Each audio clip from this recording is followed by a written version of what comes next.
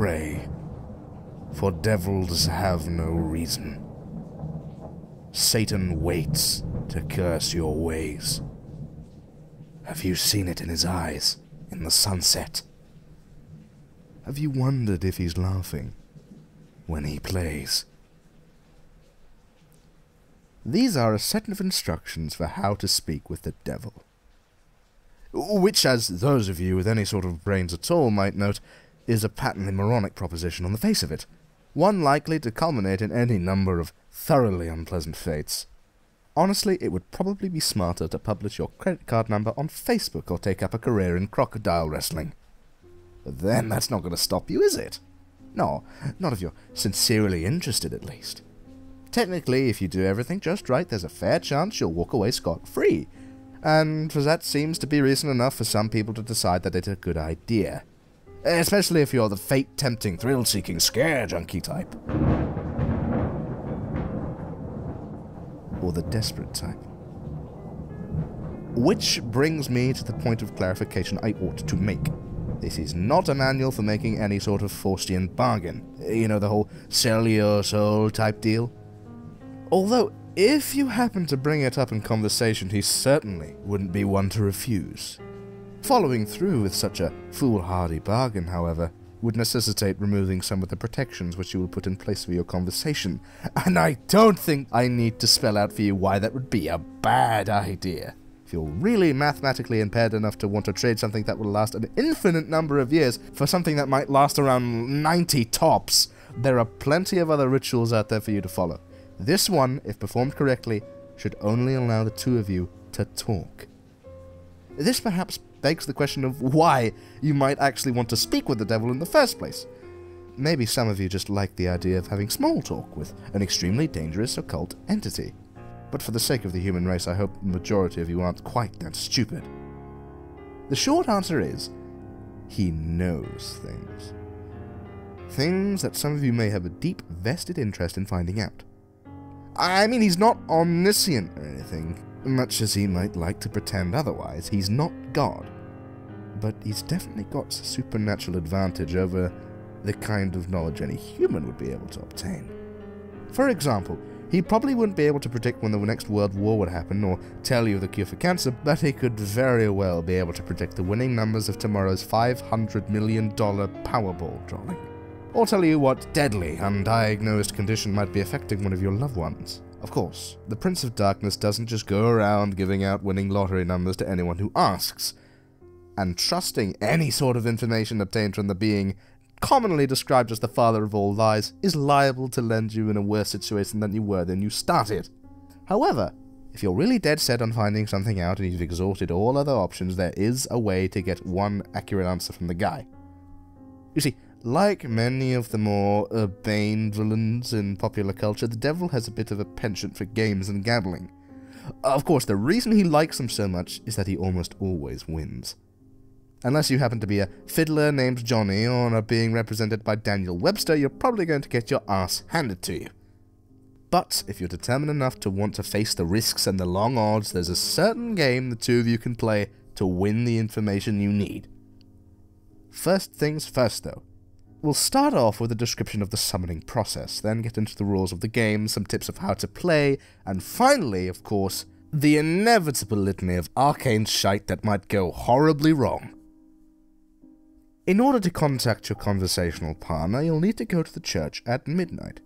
Doesn't matter what kind of church, large or small, old or new, liberal, conservative, just as long as you're sure it'll be empty.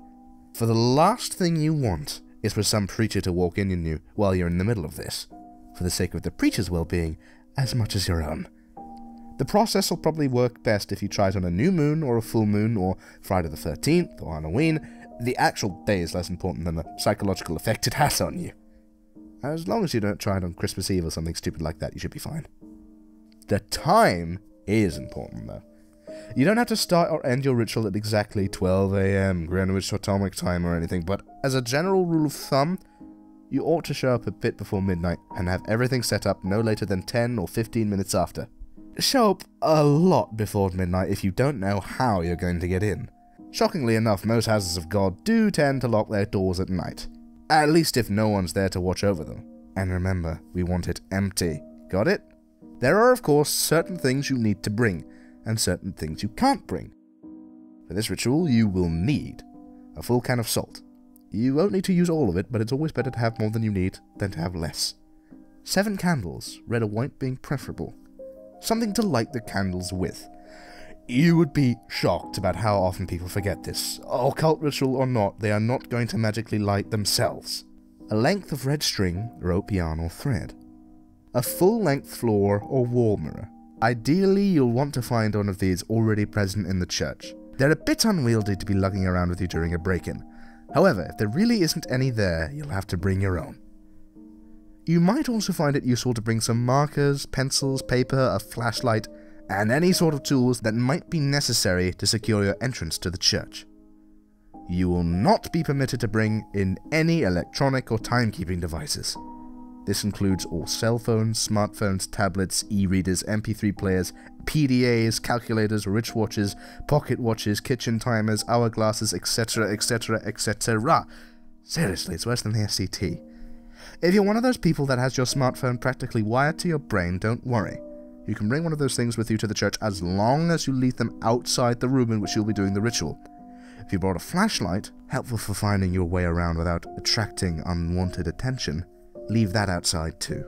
Also, don't bring any sort of religious paraphernalia to protect you, especially if it pertains to the Abrahamic religions. And yes, if those gothy black cross earrings you're wearing are hanging right side up, they count. If you have any kind of holy symbols like that with you, the devil will simply refuse to show up. Don't worry though, you're not going in completely unprotected. In fact, most of the supplies with you are not for any sort of devil summoning ritual, but for your own protection. Old superstitions and folk magic remedies to guard oneself from evil. From what I know of it, their effects mostly based on power of belief, so there are probably numerous other objects, artifacts, and procedures that would probably work just as well. If you'd like to risk being left helpless at the mercy of the devil in order to test that theory, feel free to experiment. However, for anyone without a psychotic death wish, I'd recommend sticking to the ritual as follows. Once you're sure you have all the right supplies with you, make your way into the church and find some place to set up. It can be anywhere from the main sanctuary where services are held, to a Sunday school classroom, to a walk-in supply closet, as long as you have a sufficient amount of open floor space and are certain not to be disturbed.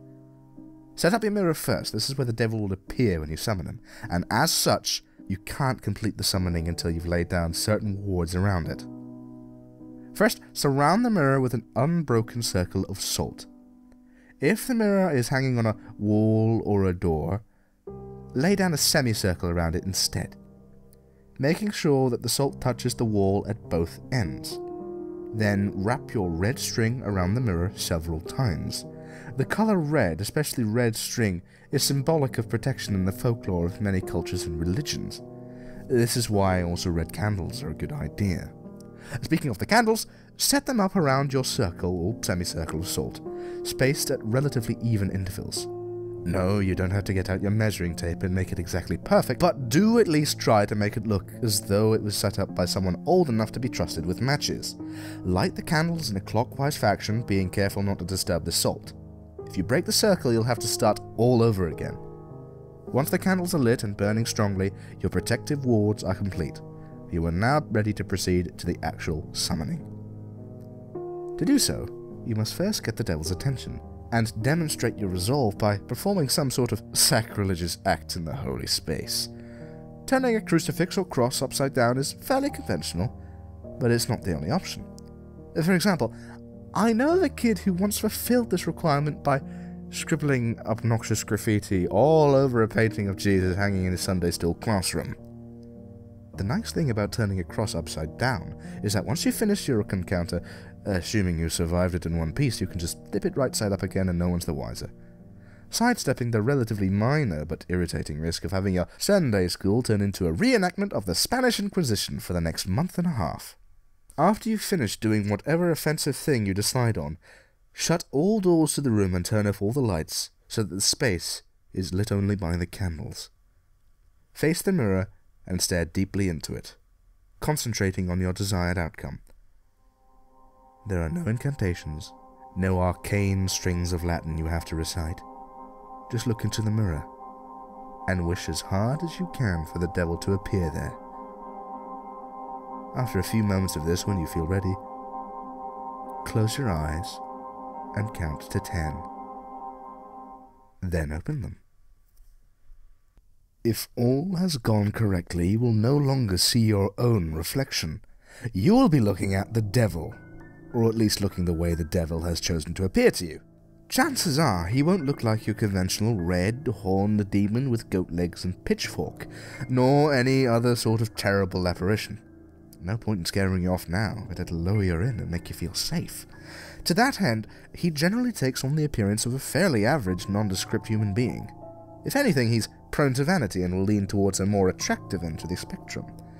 The only really frightening part of him will be his eyes.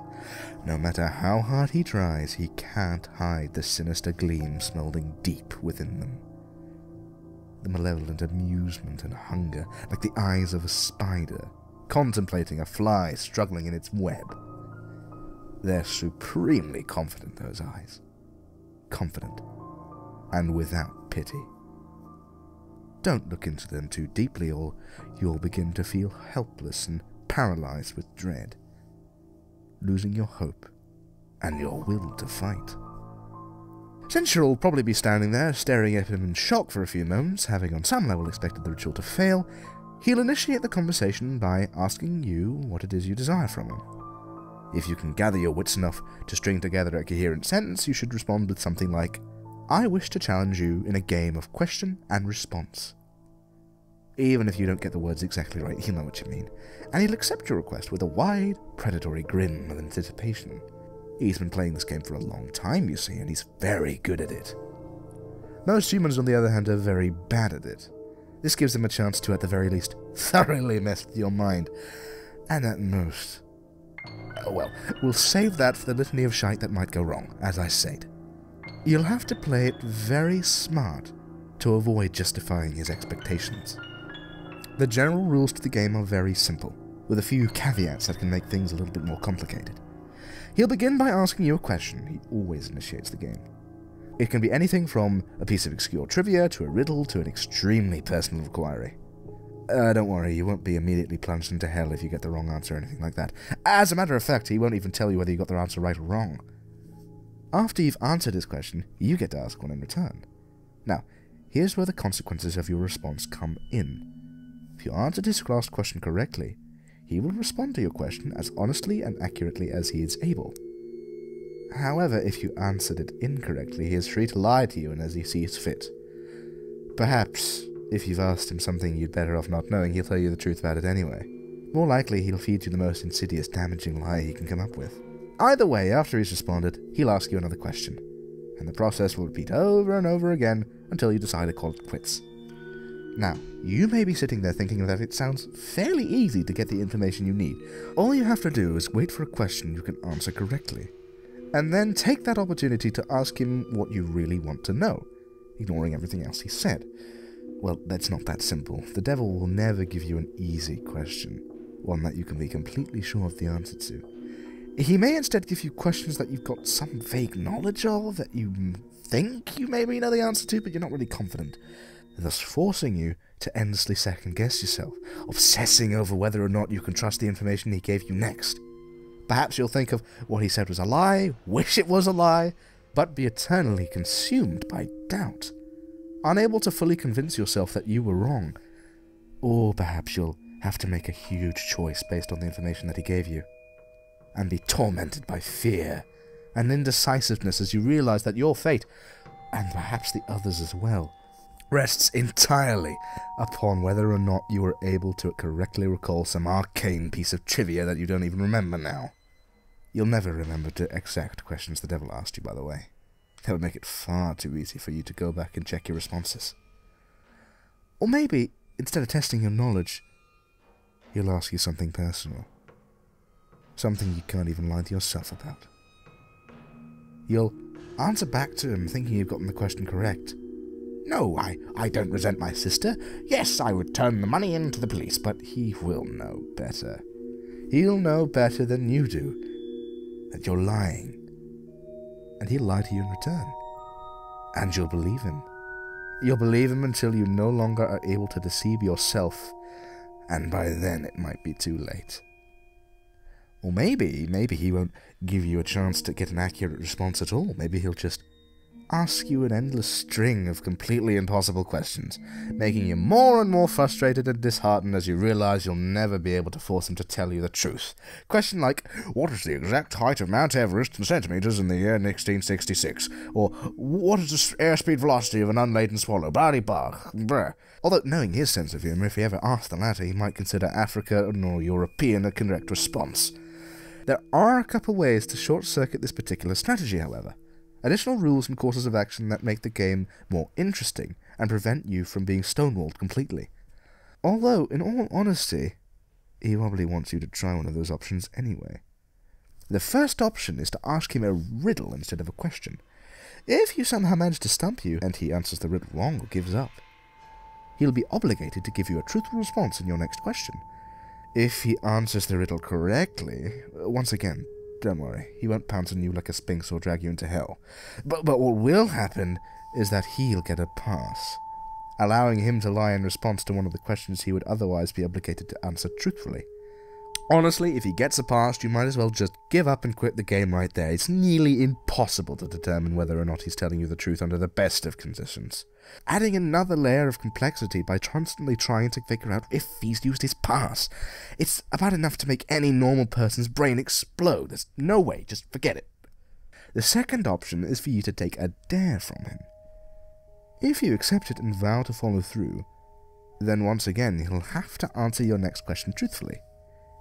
If you choose to instead reject it, he'll get another pass. No. Before you freak out and reject the whole idea completely, you should know that he won't ask you to do anything overly dramatic or unspeakably evil, like blow up a hospital or murder someone. As a rule of thumb, most dares won't involve direct loss of life or any major felonies. However, they certainly won't be easy. Inflicting severe pain on yourself, doing something that terrifies the shit out of you, cutting off a treasured friendship, publicly humiliating someone, publicly humiliating yourself or someone you love, all of those things and more, things you might not even be able to imagine are completely on the table. If you're willing to go that far to put yourself in that kind of position, you'll get your answer. However, if he manages to come up with the one thing you know you simply can't or won't do, well, once again, you might as well just quit.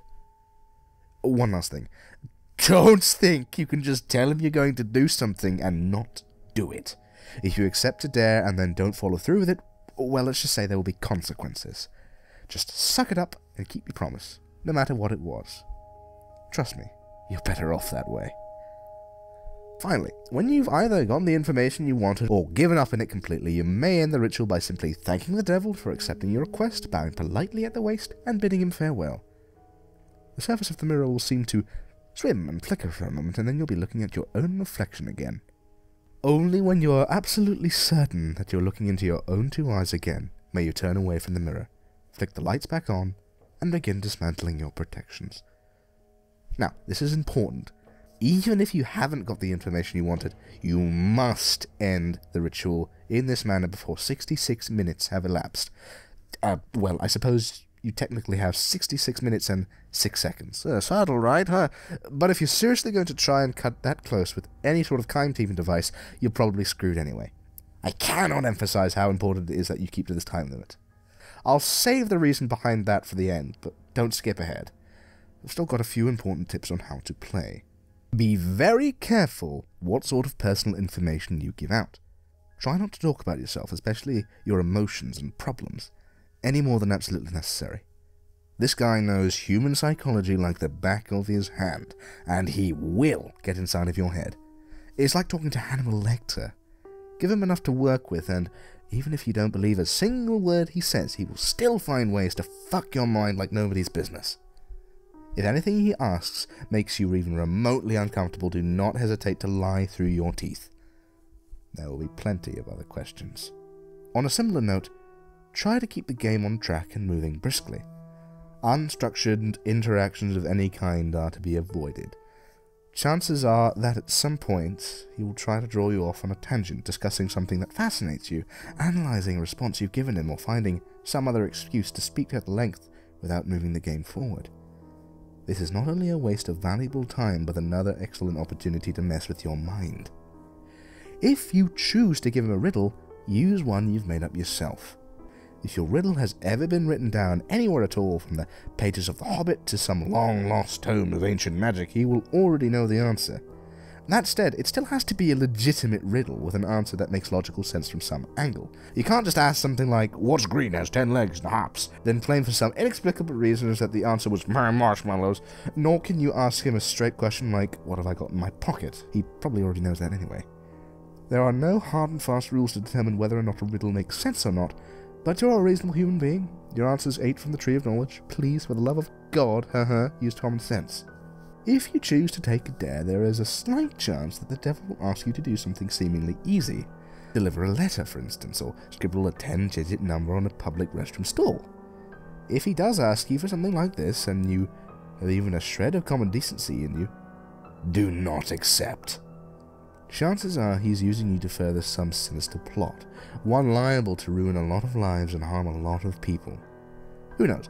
Maybe you're the type of person who doesn't really mind throwing an unknown number of total strangers under a bus to find out what you want to know. But at least be aware that is what you're doing. Last but not least, be very aware of the time. It might be helpful to do some practicing beforehand and get a feel for how long an hour is without a watch. The devil will probably put off discussing the things you're most keen to find out as long as he can. And as you near the 66-minute deadline, he'll start trying harder and harder to distract you, captivate you, and otherwise you keep playing until it's too late. He'll string you along, feed you little glimmers of false hope, keep you thinking, "Just a few more minutes, I'm almost there." Don't fall for it. Don't go over the time limit, no matter what. Now, you might be thinking that this game doesn't seem all that dangerous so far. Threats of psychological damage rarely seem to carry the same weights as physical damage, even though the costs are often just as great. I hate to burst your bubble, but the game is far from safe. There are plenty of ways for you to seriously screw yourself over physically and mentally, not to mention spiritually. And it is with these I will conclude, in the vain hope that they make some sort of impression. First, when you're speaking with the devil, do not let him out of your sight. Keep staring into the mirror no matter what happens. He will undoubtedly try various tricks to make you look away. You will hear noises behind you, feel eyes on the back of your neck, see shadowy phantoms writhing in the depths of the mirror. Cold breath will blow on you from behind, smelling like a crypt. A deep silence will settle, only to be interrupted by a loud smack deeply behind your head, giving you about the worst jump scare you've ever had. Hell, the devil may even abandon a measure of his own dignified facade to give a sudden jump of feigned shock, shouting loudly and pointing behind you with a very convincing look of terror on his face. Whatever he may test you with, you must not look away from him. If you look away, if you lose sight of him completely, even for 1 second, you will look back at the mirror to find him gone. Well, not gone. Out of the mirror. In the room. With you. Exactly how much of your body the police will find the next morning and what state it's in will depend entirely on what sort of mood he's in. The same thing goes if you break any of the protections you've laid down before beginning the ritual. Interrupting the circle of salt, letting the red string unwind, knocking over a candle, or letting one go out, any of these things will free him from the mirror. And then, well, you're a bunch of creative horror junkies. I'm sure you can fill in the blanks. On a different topic, you may reach a point in the game, probably after a long series of madly impossible questions, where the devil asks you a deceptively easy one. What is your full name? You must not give it to him. Names can be things of great power. Although the devil will of course already know your name, telling it to him yourself is akin to inviting a vampire into your home. Your name is deeply synonymous with your own inner self. Thus, giving him your name is powerfully symbolic of giving him your true self. If you are foolish enough to make this mistake, all of your protections will be for naught, and he will seize upon your unwitting offer with malicious glee, setting away with your soul and dragging it back to him to hell. At least this way, the police will find a complete, identifiable body. As a matter of fact, your vacant shell will be totally unblemished, seemingly having dropped dead of sheer terror. Last, but certainly not least, there's the matter of what happens if you go over the time limit. This is arguably the worst thing you can do. You won't think so at first. The devil will give you no indication that you have in fact exceeded the time limit, and you will conclude the ritual as if nothing had gone wrong. Perhaps, as the devil's image in the mirror trembles and gives away, you'll see a particularly nasty, triumphant smirk flash across his face. But this will be easily dismissed as your imagination. You'll turn the lights back on, gather your belongings, and go out to leave the room. But when you open the door, you will see nothing. That's right. Nothing. Just a flat white void, extending indefinitely in all directions. Only the room which was reflected in the mirror will now exist. Incidentally, if you turn around to face the mirror again, you may catch a last glimpse of your own reflection. Perhaps it will even turn and favour you with a smirk and a cheeky wave before sweeping out of the door into the perfectly normal church hallway outside. As you may have already figured out, you yourself are no longer in that church.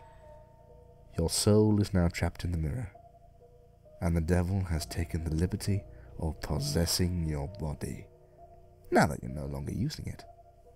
Pound on the glass and scream all you like. You'll never get out on your own, and no exorcist can help you, but don't worry, it's not like you're in hell, right? At least not necessarily. What you have to understand, see, is a human soul stripped bare of its flesh is a deeply volatile and vulnerable thing, especially when trapped in the land of the living. You are now an entity of purely mental properties, and as such, the barrier between what is real to you and what is imaginary have been completely dissolved. As you fill that reflected room with your anger, your sorrow, your fear of being trapped, these emotions will begin to coalesce, given form by your mind.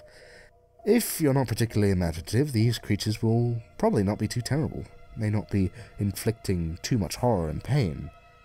With time, you may even be able to teach yourself to get rid of them.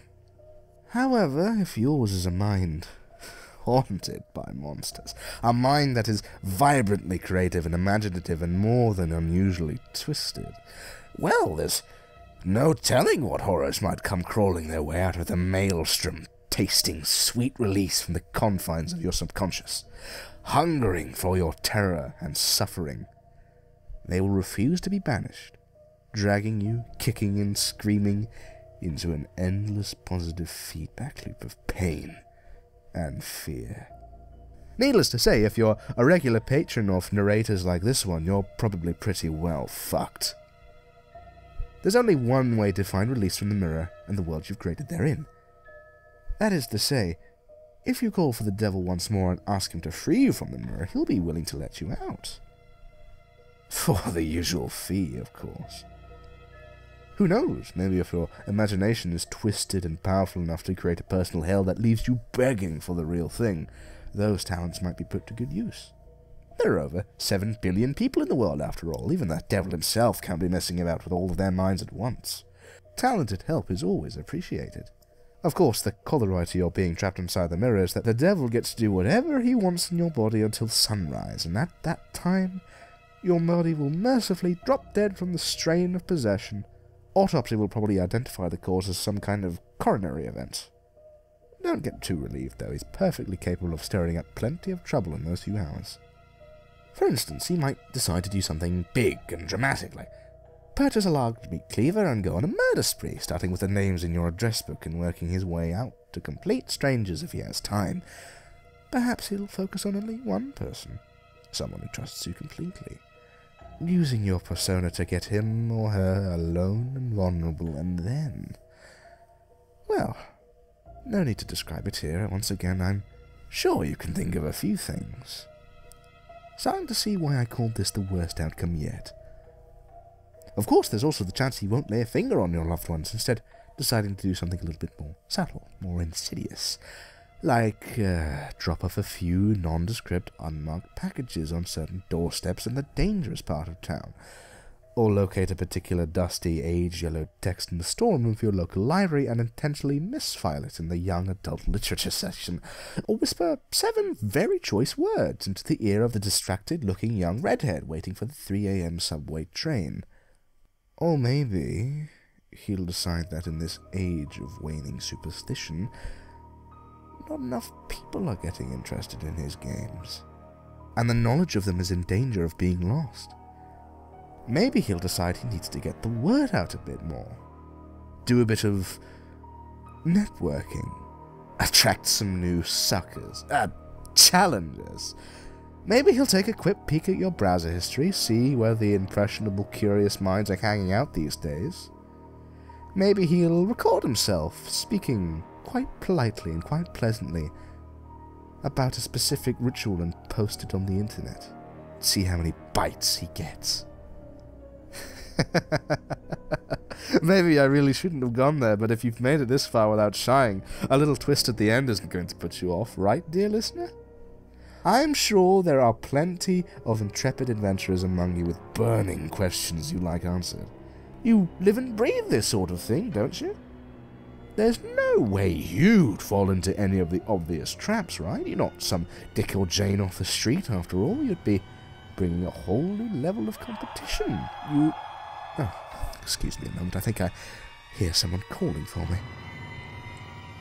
What? Want out already? Must be one hell of an imagination you've got.